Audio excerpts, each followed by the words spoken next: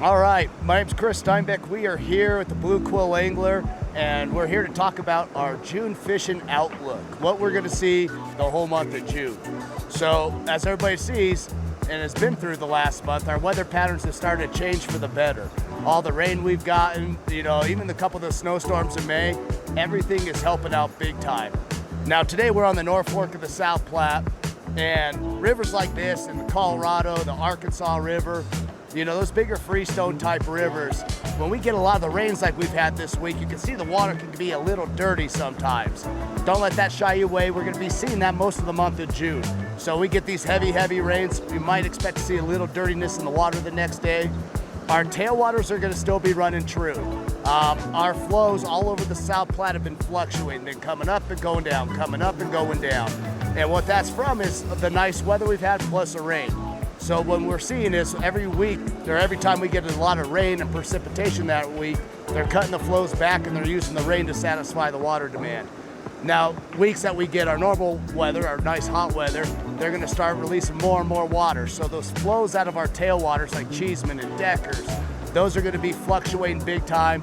Flows up on the Dream Stream, they've come down a little bit now. They're still running really good. So like right about 200, 225 CFS. And it's been fishing really well on the Dream Stream. Another great option to have as Antero finishes draining, which is not done yet. But when they finish draining it, the flows on the Dream Stream might get cut back just a little bit. And so the whole month of June, we're expecting to have really good fishing still. We're not really worried too much about water temperatures, especially on our tailwaters. But if we get nice weather towards the end of June, now we're gonna start really worried about water temperatures. Bring a thermometer with you.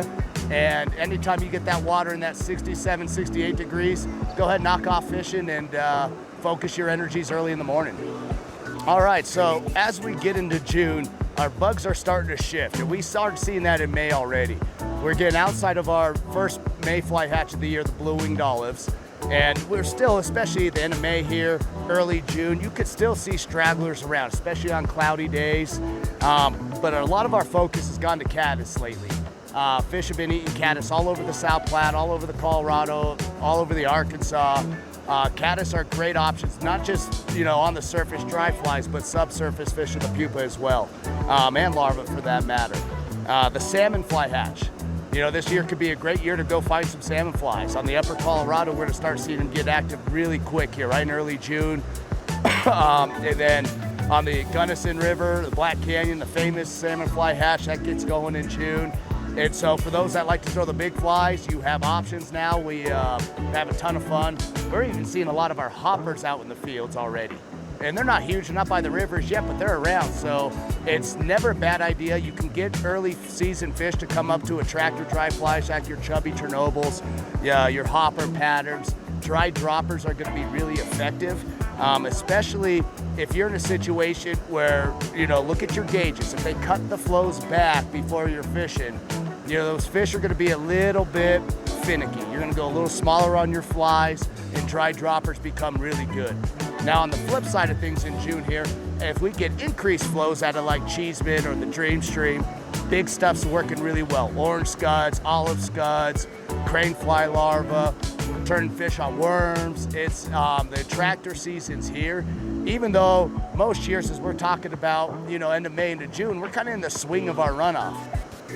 Again, not a secret, we're not gonna get a lot of runoff this year, but we'll get little spurts, and like we were talking earlier, the rainfall. We get heavier storms, that's gonna dirty up some rivers as the creeks are pouring that in. Fly choice wise, like I said, caddis are big for us. Throwing a bars graphic caddis down at Deckers, up at Cheeseman on the Dream Stream is a great option. Both the olive and the tan color, size 14s, 16s. You could get as small as a size 18, but you don't need to. They eat the bigger ones just fine. Green caddis larvae are still really productive, especially down at the Deckers area. Gray RS2s have been phenomenally good, both in the Canyon, Deckers, all over the South Platte, Colorado. So don't forget about those RS2s, the chocolate foam wing emergers. All those patterns are gonna be really good. And as we get deeper into May, one thing we gotta understand, and into June for that matter too, is our spawn in Cheeseman Canyon happens much later than other rivers in our area. So our fish in the canyon are just starting to spawn now. You'll see reds all up and down the canyon. You're gonna see that all the way through mid-June at least this year. The peak of that spawn is probably gonna be in that first, second week of June. So understand that if you're going into the canyon, be a little cautious on what fish you're targeting.